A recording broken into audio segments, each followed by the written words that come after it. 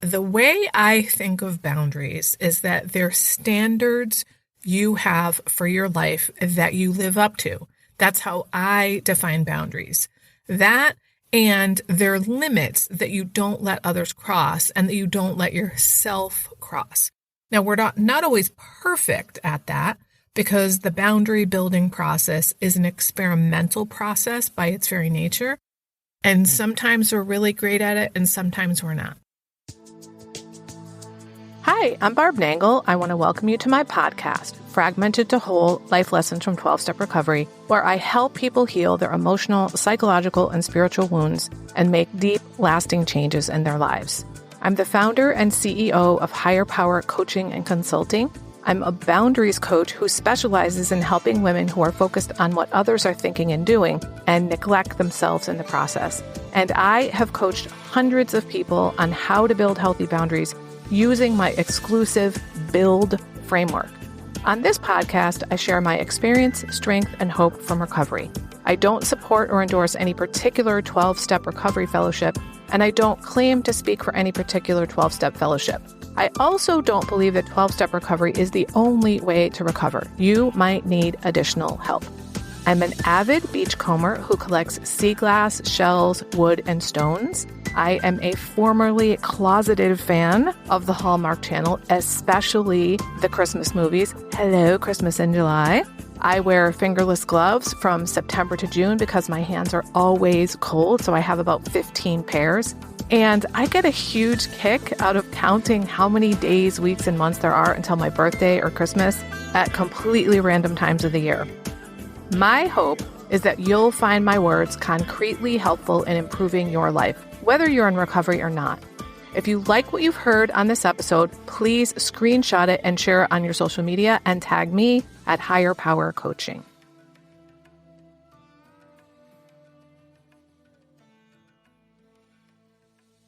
This is episode 246, 11 Steps for How to Build Your Own Personalized Boundary System, Part 1. I kind of can't believe that I've never thought to do this episode before. I take all my boundaries clients through a series of steps to build their own personalized boundary system, and I realized I might as well share those steps here on the podcast. Before I get into them, though, I want to give you a little background on myself. I learned how to build boundaries in a haphazard, meandering manner over about a 2 to 3 year period through my 12-step recovery programs. And what I've done is created a process that accelerates the boundary building process for my clients, and that's what I'm going to share with you. One of the things that I realized after the fact was that the way that I knew when and where to set my boundaries was by what was important to me. In other words, what I value. I wish I had known that ahead of time.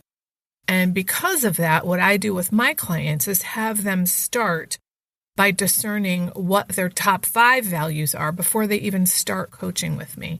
So that as they're working on building healthy boundaries, they know when and where to set their boundaries by what's important to them. And the other thing that I did in my boundary building process was once I got a handle on having healthy boundaries and saw the incredible impact that they had in every fucking area of my life, I started to do some reading about boundaries. And what that helped me do was sort of retroactively understand the processes I'd been through. And those readings gave me some vocabulary to talk about the boundary building process. I realized in doing that reading is that all those books I read used a lot of words to describe boundaries and the concepts around them. Well, apparently I'm a pretty visual person. So I felt the need to draw images to depict what I was reading about. And those images eventually turned into handouts, and then those ultimately turned into my Better Boundaries workbook, which became the backbone of my boundaries coaching program. So there's a lot more than what I'm about to share with you, but I want to give you the gist of the things that I think are really important for building healthy boundaries. One last thing before I begin, and that's that the way I think of boundaries is that they're standards you have for your life that you live up to. That's how I define boundaries. That and they're limits that you don't let others cross and that you don't let yourself cross. Now, we're not always perfect at that because the boundary building process is an experimental process by its very nature. And sometimes we're really great at it and sometimes we're not. All right, here we go. Step 1 is altering your mindset. Our beliefs, our mindset guides our lives whether we realize it or not. And a belief is essentially a thought that you have been thinking for so long that you've come to believe that it's the truth. It just is. Or a belief can be something that's handed down to you either by your culture, your family, maybe your career field. When we believe something to be true, we typically don't even question it. Sometimes we don't even recognize our beliefs, which is the hard part. When these beliefs don't serve us, we sometimes call them unconscious scripts, distorted thinking, or unhelpful beliefs. One problem with many people with poor boundaries, I guess everybody really, is that they believe things that are simply not true. People with poor boundaries have some similar beliefs about themselves, other people, and the world. And one of them is that most of my clients anyway think that they are to blame. They blame themselves whenever something goes wrong, or they beat the shit out of themselves like doing so is somehow going to make them into a better person. And that's even when they make the simplest of mistakes. They constantly question themselves. They don't have any confidence in their decisions. And one of the mindset shifts I teach that handles all of these things is this short phrase, info, not ammo. That is, when you learn something negative about yourself or another person, I encourage you to use it as info, not ammo. That is, it's information to learn, integrate, and grow from. It is not ammunition to beat the shit out of yourself. Now, I'm not going to go into that in detail because that's a mindset shift that I have an entire episode about, and I will link that in the show notes if you want to know more about that concept. Another mindset shift that I share with my clients is understanding the difference between harms and hurts. Many people are afraid to set boundaries with others because they don't want to hurt their feelings. Meanwhile, you've probably been hurting your own feelings for years. Your feelings get to be considered, not just other people's feelings. Well, it might hurt someone's feelings to set a boundary with them, but it's not gonna harm them. The metaphor I love to use that basically everybody can identify with is it might hurt to use a needle to take a splinter out of your finger, but it's not gonna harm you. In fact, it's going to heal you. When you set a boundary with someone, it might hurt them. It might hurt their feelings, but it's not going to harm them. In fact, it might heal the relationship. And that's because you're becoming honest with them and telling them what's really okay and not okay with you. Now, the reality is there might be some people you will lose when you set boundaries with them. And even if that's the case, at minimum, setting boundaries with other people is going to heal you. It's going to heal your relationship with yourself because it means you start telling people the truth about what's okay and not okay. You start showing up for yourself, following through for yourself, and having your own back. You're being honest about what your standards for your life are, and you're taking steps to live up to those standards. No, those are just two of the many mindset shifts I teach my clients. Step 2 is developing empowered communication, and I give a ton of tips and scripts when I do my coaching. I'm just going to talk generally here about what it means to develop empowered communication. One of the difficulties that people with poor boundaries have is that they do not communicate clearly and they do not communicate directly. First, let me say something about communicating clearly. Boundaries are clear, not murky, so communication about them must be clear, not murky. People with poor boundaries frequently communicate in a very murky way. They're not making it abundantly clear what they're trying to say. They do things like beat around the bush, hint at things, guess at things, rather than coming right out and saying things like, please do this. Now about communicating directly. People with poor boundaries often communicate indirectly rather than directly. That is, they often do not talk to the person involved in the situation, but with others instead. When you develop empowered communication, it means things like telling rather than asking. For example, please put that there, rather than, can I ask you to put that on the table for me? It means being more directive, but without being rude. It means coming right out and saying what you're looking for. So instead of it hinting at something by saying something like, the trash is overflowing, you'd come right out and say, please take out the trash. You also want to communicate directly with the people involved in a situation. So if you have a problem with somebody, you should be talking directly to that person, not to the people around them. This was something I was famous for. Okay, maybe not famous, but I did it all the time before I got into recovery. I would talk about my boss behind her back, never went directly to her, and therefore I encouraged my colleagues to also talk about her as well. We didn't go directly to her and say, hey, this isn't working for us. Can we do something about it? When we're talking to the people other than the one we have a problem with, we're focused on problems and we're not focused on solutions. All right, step 3 is shedding your masks. Many of us who have poor boundaries act like we like things that we don't, or we pretend that things are okay with us when they're not. We act like we don't like things that we do, maybe because we're afraid that people will judge us, or because we're so busy accommodating other people, and we just don't give ourselves any time to pursue the things that we like, and we say, oh, that's okay, I don't need to do that.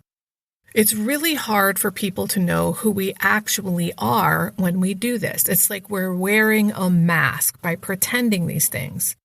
When we start to build healthy boundaries, we're coming clean with people about who we really are and what's okay and not okay with us, and what we like and don't like.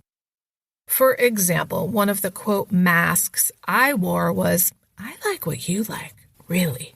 This was especially true with men I dated. When I dated one guy, I drank wine. When I dated another guy, I drank Jack Daniels. When I dated another guy, I drank beer. I was a chameleon. Rather than being my authentic self, I put up these quote masks, pretending to be someone I'm not. And then I often became resentful because I wasn't living my truth and I blamed them even though I was the one doing all the pretending.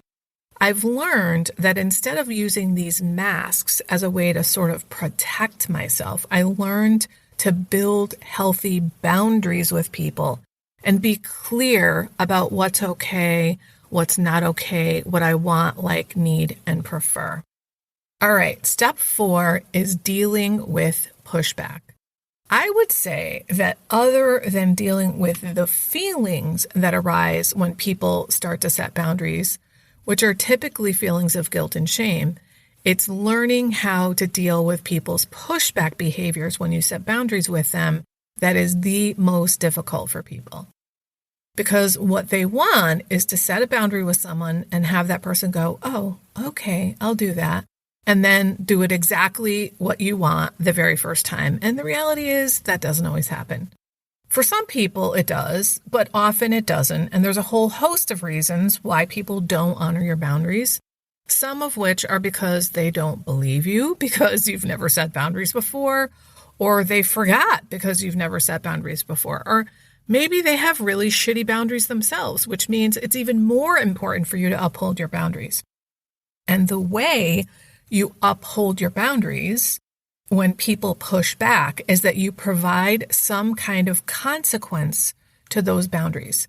If you set a boundary with someone and they don't honor it and you do nothing, then it's not really a boundary. Real boundaries have consequences to them. What I tell my clients is that it's a hope or a wish if you don't enforce your boundaries with some kind of consequence. When you have an actual boundary, it has some kind of consequence to it when it's not honored. For example, let's say you have a no smoking rule in your house. That's a boundary, a standard you have in your home.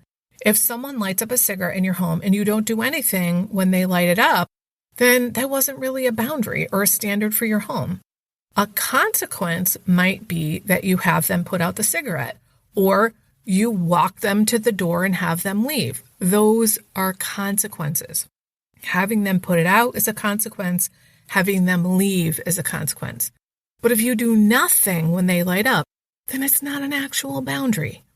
Enforcing boundaries with some kind of consequence is one of the hardest parts for people that have poor boundaries because they somehow feel like they're a bad person for upholding their boundaries. You are not a bad person for setting a boundary with people. You get to set boundaries. You get to have standards for your life and live up to those standards. All right, step 5 is what I call recognizing who owns what. Many people with poor boundaries make themselves responsible for other people's feelings, other people's consequences, other people's behaviors, or they make their own feelings the responsibility of others. I used to think that people made me feel certain things. Well, what I've learned is that it's actually my perspective that causes me to have those feelings. Here's an example I use with clients all the time. You've probably had this situation yourself where somebody you don't really like says something to you and you get all upset about it. But then when someone else who you like and respect says the same exact thing to you, you either have a neutral reaction to it or maybe you even realize, hey, there's something to what they said. This is a perfect example to illustrate that your feelings are the result of your perspective on the situation, not the actual person and what they did or did not do or said or did not say. People with healthy boundaries get clear on what's their, quote, property and what is other people's property to manage. When you step in and buffer other people from the negative consequences of their behavior, you're, quote, managing their property. And it's their property to manage, not yours. If people engage in negative behavior, then the natural order of things is that they themselves have the negative consequences of those behaviors. If someone gets drunk and vomits all over themselves, then passes out, they should be the one that deals with waking up in the middle of the floor with vomit all over them, not you. If you get them all cleaned up and put them to bed, then they don't have to deal with any of the drama. They're the one who engaged in the negative behavior, so they're the one who should be reaping the negative consequences of their behavior. Building healthy boundaries means we get clear on what is ours to manage and what is not ours to manage. In my opinion, learning the difference between the things we can and cannot change is what boundary building is all about. That is, the Serenity Prayer is all about boundaries. I'm going to stop here and we'll continue with steps 6 through 11 in the next episode, so it won't be too long. As a reminder, I go through all of these steps when I coach people, whether it's privately or in groups, and in my monthly coaching membership, the Guilt-Free Guild, we have one of these steps as a theme for every month of the year. So January, month 1, the theme is mindset. February, month 2, the theme is communication, etc. So if you're interested in coaching with me or joining my membership group and having these as monthly themes, you can either contact me on DM on Instagram, or you can go to the guiltfreeguild.com, or you can email me barb@higherpowercc.com. I was recently reminded by a friend that when I first started recovery, I didn't feel lovable. I almost can't believe that I used to feel that way and that I kind of forgot something so profound because I truly love myself now. And I want that for everybody. If you don't love yourself, there's literally nothing that can make up for that. I created something exclusively for my private clients since many of them don't love themselves. And I've now opened up my private vault to share it with up to 10 people individually. It's called the Self-Love Sprint. You'll grow to love yourself and truly feel worthy so you can stop saying yes when you really want to say no. Stop neglecting yourself and putting everyone else first. Stop saying all kinds of nasty shit to yourself. That is not what people who love themselves and feel deserving do. You'll stop being afraid that others will think that you're selfish for taking time to care for yourself. This is also for you if you don't really know who you are because you've always been such a fucking chameleon. Go to higherpowercc.com/love sprint. Remember, I'm only offering 10 of these, so don't wait. If you like this podcast, and I'm guessing you did or you wouldn't still be listening, then you're gonna love the other things I have to offer. If you'd love pre-released podcast scripts and episodes before anyone else gets them, or if you'd love access to content from my private vault that I developed exclusively for my private clients, which is like having a work session with me without me actually being there, go to patreon.com/higherpowercoaching. There are 3 tiers ranging from as low as $4 up to $24 a month. You'll also love my weekly newsletter, Friday Fragments, which has content very similar to the podcast. You can check it out at fridayfragments.news. That's fridayfragments.news. Please like and subscribe to my podcast on your favorite podcast outlet. I'd also love it if you'd leave a review, which you can do either in the show notes or on Apple Podcasts. It really helps other people find my podcast so they can get the benefits you've gotten from listening. If someone came to mind when you listen to this particular episode, please share it with them. And my favorite place to hang out on social media is Instagram. I'm at Higher Power Coaching. Please DM me there. I'd love to hear what you got from this episode. I run group and private coaching programs on building healthy boundaries. Whether you need help with boundaries in your personal, professional, or romantic life, I can help. Head on over to barbchat.net, where you can hop onto my calendar for a free 30-minute Better Boundaries consultation. My ideal client is someone who is ripe for change. If that's you, I would love to work with you. My goal with all my work is to help you make lasting changes in your life like I've made deep, lasting changes in my life. Remember, it's never too late to recover. No one is beyond hope, and healing is possible. Thanks for listening.